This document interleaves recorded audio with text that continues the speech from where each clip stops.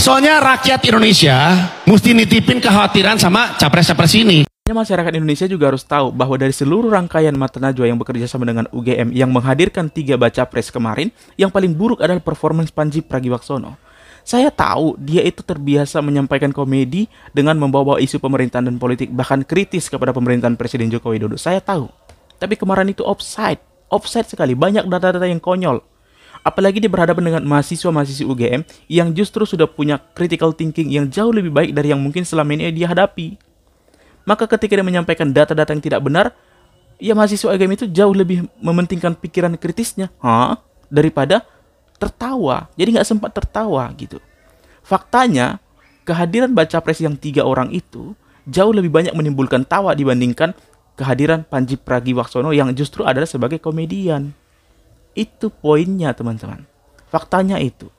Ada banyak ya, misalnya ketika yang paling konyol itu ketika di bagian akhir yang seharusnya itu ya. Kalau di titik terbaik dari acara stand up comedy itu kan bagian akhir ya. Tapi itu gagal menurut saya. Karena apa?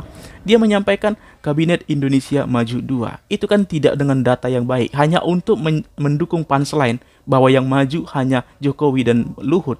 Dia menyampaikan Kabinet Indonesia Maju 2 yang justru tidak pernah keluar sebagai bentuk kabinet yang diajukan atau yang dipakai oleh Presiden Jokowi. Presiden Jokowi itu pertama menggunakan kabinet kerja. Lalu kedua menggunakan nama Kabinet Indonesia Maju. Jadi nggak pernah ada istilah Kabinet Indonesia Maju 2. Kabinet Indonesia Maju 2 itu tidak ada. Tapi ketika disampaikan oleh Pandji, maka tidak menimbulkan yang wow. Inilah adalah suatu contoh ketika Pandji itu mungkin ya karena ada Anies di situ, jadi dia merasa ini panggung saya ini.